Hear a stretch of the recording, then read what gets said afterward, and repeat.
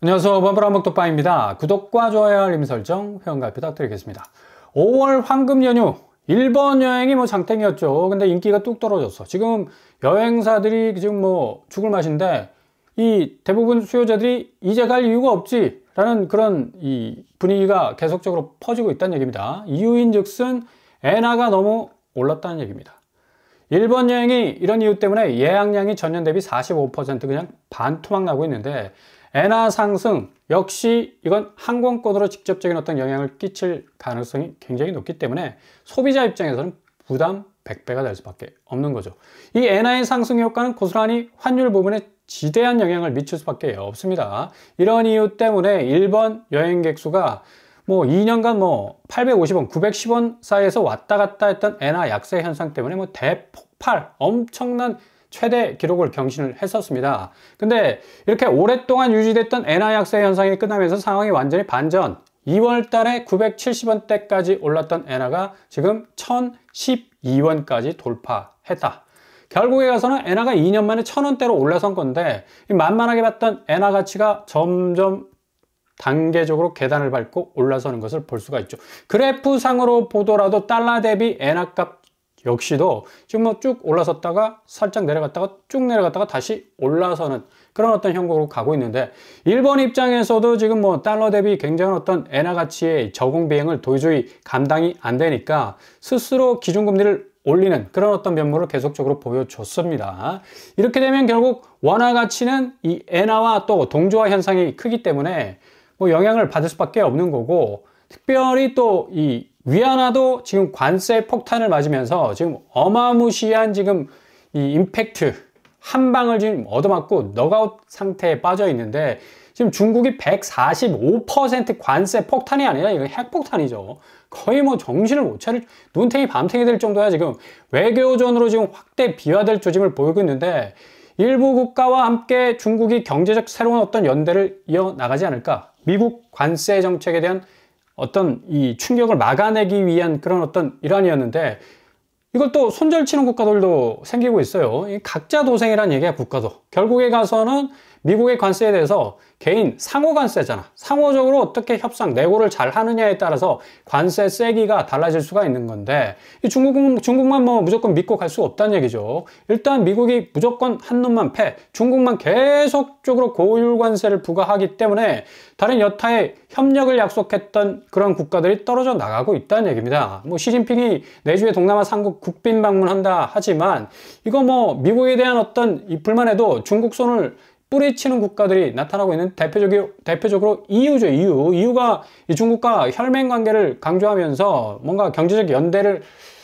가져갈 것을, 그런 어떤 스탠스를 보일 것으로 예상이 됐는데, 이게 트럼프가 관세 정책을 90일 유예하면서 완전히 지금 유럽의 분위기가 바뀌게 됐지 않았습니까? 회원국 업계와 협의하고 미국과 협상할 수 있는 공간, 공간을 최대한 확보하기 위한 것입니다. 내고하겠다는 겁니다. 유럽도. 답이 없다는 얘기지. 이렇게 되다 보니까 지금 중국은 스스로 수출의 어떤 루트를 확보하기 위해서 자체 위안화 가치를 내릴 수밖에 없다는 얘기입니다.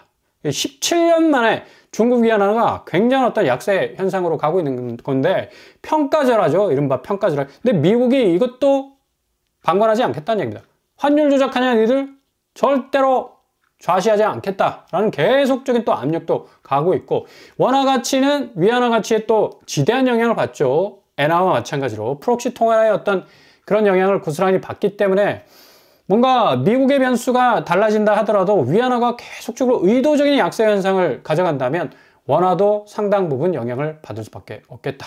역내 위안화 가치가 17년 4개월 만에 약세로 돌아섰는데, 이런 어떤 위안화의 약세 현상 고스란히 환율이 떠안을 수밖에 없는 거고, 환율이 간밤 달러 약세 장초반 하락 조짐을 보여서 지금 1450원대로 가고 있지만, 이거 어떻게 될지 모른다는 얘기입니다. 지금 엔화와 위안화 샌드위치, 이 완전히 지금 쪼이게 생겼고, 지금 하방 압력으로 내리누르고 있는 달러의 영향도 받고 있기 때문에, 지금 이 환율 부분이 굉장히 어떤 한국 경제의 불안정성을 또 도모할 수 있는 변수가 될 수가 있고요. 부동산 시장에서도 자금이 절대로 선순환적으로 흘러가지 못하는 어떤 블로킹 역할을 할 수밖에 없다는 얘기입니다.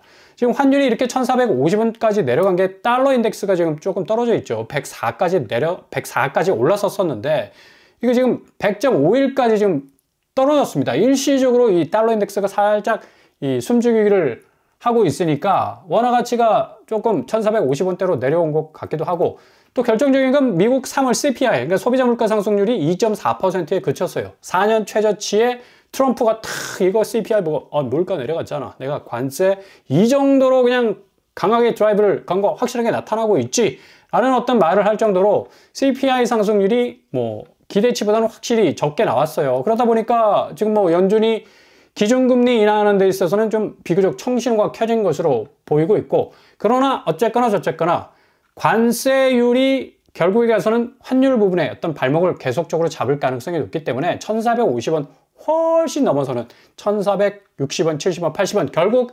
1500원대까지 이를 가능성이 상당 부분 많다라는 얘기입니다. 이런 와중에 지금 시중은행이 지금까지 주담대금리 내려간다 시그널을 줬지 않습니까? 가산금리를 조금씩 내리면서 주담대금리를 내린다고 했지만 결국에 가서는 지금 이거 예대 마진폭을 최대한 늘려서, 그 방법은 뭐냐, 예금금리를 추락하고 내려요. 그리고 주담대금리는 추락하고 안 내려요. 이렇게 시소현상으로 가져가니까 예금금리가 지금 2% 초반에 머물러 있는데 1% 선으로 깨질 가능성이 아주 높습니다. 결국 마이너스 금리가 눈앞에 오게 된다는 얘기인데, 아무리 내 돈 은행에 파킹 시켜놔도 이자로 득을 볼 게 없다는 얘기죠. 대신 내가 은행에서 대출 받았어. 근데 주담대금리가 계속적으로 고점에 머물러 있어. 이러면 결국은 등골을 누가 빼먹는다? 은행이 빼먹을 수밖에 없는, 빨대를 딱 꽂아놓은 그런 어떤 상황으로 갈 수밖에 없다는 얘기예요. 그래서 무리한 대출은 결국에 나만 손해. 차주만 결국 피해를 입을 가능성이 높다라는 얘기고, 지금 금리나 물가 상승률 2%대 여파로 사실상 제로금리로 가는 1금융권 주요 은행들의 정기예금 기본금리, 이거 완전히 지금 박살 나고 있습니다. 은행 예금이 이렇게 작살이 나기 시작하면 이거 완전히 차주들 자체의 어떤 이 금융권, 금융관리에 대한 어떤 부분들이 상당 부분 흔들릴 가능성이 높죠. 은행의 어떤 이 가산금리 내린다고 하는데 다시 살짝 지금 올리고 있어요. 그래서 주택구입 부담지수가 2년 만에 최대치를 지금 찍고 있습니다. 작년 4분기 주택구입 부담지수 통계를 지금 능가하고 있는 상황으로 가고 있는데, 갈수록 내가 대출을 해서 집을 샀지만 그 집에 대한 가치는 요원하고 또 계속적으로 수익 하락할 가능성도 높아요. 대외 변수가 너무나도 심각하기 때문에. 이렇게 은행들이 예대금리 차를 계속적으로 확대시키는 이유는 결국에 가서 이 대출 자체가 부실로 바뀔 가능성이 높다라는 것. 결국에 이런 어떤 이 리스크를 좀 제거하기 위해서 대출 부분에 있어서 예대금리 차를 더 확대시킴으로 말미암아 수익률 구조를 아주 단단하게 만들 그런 어떤 요령이라는 얘기죠. 주요 시중은행의 이익 기반인 예대금리차가 이렇게 계속적으로 확대된다는 건 결국 개인 차주들의 엄청난 이 금융 리스크가 더욱더 커질 수밖에 없다는 사실을 고스란히 보여주고 있다는 얘기입니다. 그래서 정신을 똑바로 차리셔야 된다는 얘기입니다.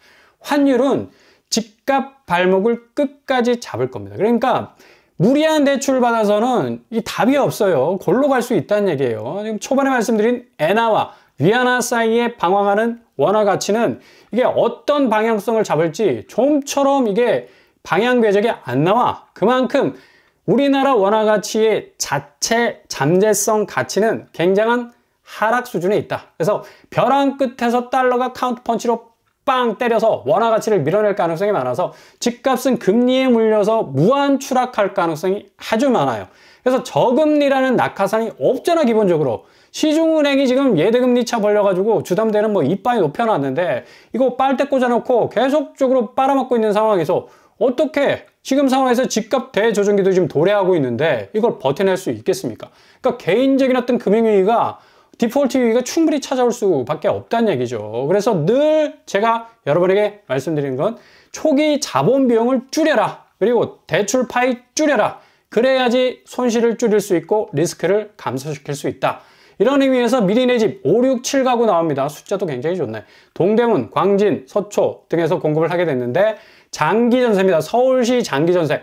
두 번째로 올해 또 등장을 하게 되네요. 속도감 있게 굉장히 진행이 되는 것 같아서 서울 요지에 있는 집들입니다. 이문아이 박자이, 롯데캐슬 이스트폴, 올림픽 파크포레온, 중앙 리버센, SK뷰, 레미안 원펜타스까지 등장하고 있습니다. 그래서 장기 전세 5, 6, 7가구 총 13개 단지에서 나오는데 광진구에 위치한 롯데캐슬 이스트폴 상반기에도 장기 전세 나왔었습니다. 작년 하반기인가 상반기인가 하여간 기억이 정확하게 안 나는데 나왔었어요. 굉장히 인기가 있었습니다. 57가구 그리고 올림픽 파크포레온 22가구 힐스테이트 이편한 세상 문정이 18가구 나옵니다. 힐스테이트 관악 센트시엘 12가구 레미안 원펜타스 4가구 정도 나오게 되고요.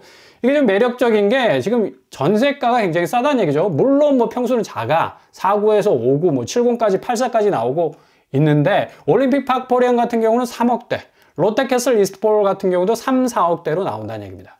지금 뭐 오늘 모집 공고 예정일이었습니다. 11일 날 나온다고 했는데 아직 이 시각까지 나오지 않아서 아마 내일 12일 날 입주자 모집 공고를 발표할 가능성 높고 호반 서밋 개봉도 나오고요. 롯데캐슬 트윈골드도 3억대 센트에빌 아스테리움 시그니처도 2억 5천대로 나오고 힐스테이트 이편한 세상 문정도 3억 1천만 원 수준에 나오네요. 레미안 원펜타스 5구 제곱이 9억 여기는 좀 가격이 세네. 그만큼 뭐 강남가로 위치해니까 5구 제곱 9억대 10억대 장기 전세 가격으로 나오고 있습니다. 강동 헤리티지자이 4억대 DMC SK뷰 5억대로 나오고 있네. 고레일이라고 부르는 고덕 레미안 힐스테이트도 5구 제곱이 4억 9천대로 나오고 있네요. 지난번 올림픽 파크포레온 장기 전세도 3억대로 나왔었는데 이번에도 뭐 그렇게 가격이 크게 오르지 않은 상황으로 나올 수 있을 것으로 예상이 되고요. 지금 현재 올림픽 파크포레온 전세가가 7억에서 6억 정도로 시세가 형성이 되어 있습니다. 그래서 거의 뭐 반값 정도로 진입할 가능성이 많아 보이고요. 일단 여기 소득 기준, 부동산, 자동차 보유 기준 충족을 해야 될 거고요. 잘 확인을 해보실 수 있길 바랍니다. 이렇게 올림픽 파크포레온이 뭐 분양가가 2배 정도 올라서 뭐 지금 입주권이 27억에 육박한다라는 어떤 그런 내용들도 나오고 있지만 실질적으로 이 강동구의 집값 자체는 상당히 좀 불안한 모습들이 많다. 올림픽 파크포레온의 이 토지가 재지정되면서 풍선 효과로 강동구의 아파트 값들이 상당 부분 다시 올림픽 파크포레온 위주로 오르지 않을까라고 지금 예상을 하고 있는데 그만큼 기대만큼 그렇게 크게 요동치는 모습을 보이지 않고 있습니다. 오히려 매물이 30% 감소할 정도로 거래량도 상당 부분 지금 줄어가고 있고요. 지금 뭐 올림픽 파크포레온도 가압류 위기에 지금 걸려 있지 않습니까? 상가의 어떤 분쟁 위기 때문에 이게 조금씩 해결된다라고 하지만 여전히 뭐 불안한 밑불의 어떤 위기 상황은 전개가 되고 있고 이렇게 미리 내 집 같은 장기 전세는 일단 초저가 비용으로 안정적 임대 환경 구축을 할 수 있는 그런 장점이 있을 수 있고요. 일단 기다리면 서울 아파트 값은 절정의 기회가 찾아올 수 있습니다. 단군 이후로 가장 저렴한 아파트 시장이 개방될 수도 있겠고요. 강남 고점의 집값이 확실하게 저공비행하기 시작하면 비강남권까지 이 분위기가 그대로 이어질 가능성이 높다는 얘기죠. 매매가격지수 변동률 뭐 계속적으로 지금 상승률이 꺾이고 있는 걸 볼 수가 있지 않습니까? 전세가격지수 변동률 마찬가지고 지난주는 뭐 무려 0.25에서 0.11 상승세가 반토막 났었어요. 그 정도로 지금 집값 상황이 심상치 않다라는 사실 기억하시고요. 일단 지표상으로도 확실한 하방 압력이 지금 시작이 되고 있다라는 사실. 과연 집값의 운명은 어떻게 될 것인가? 한국 자본시장은 계속적으로 지금 위기 시그널을 보내고 있고 70% 이상의 자본을 때려박은 이 자산 시장 상황에서 자본시장 해체와 재편은 진행형이라는 점. 결국 미국과 중국 무역 분쟁의 정점이 뭐 거의 클라이막스까지 이르게 된다면 아파트 시장은 가격 정상화, 기대보다 훨씬 빠르게 올 가능성이 상당 부분 많다라고 볼 수가 있다는 얘기죠. 아무튼 이런 부분 잘 고려하셔서 한 발 한 발 조심스럽게 접근하실 수 있길 바랍니다.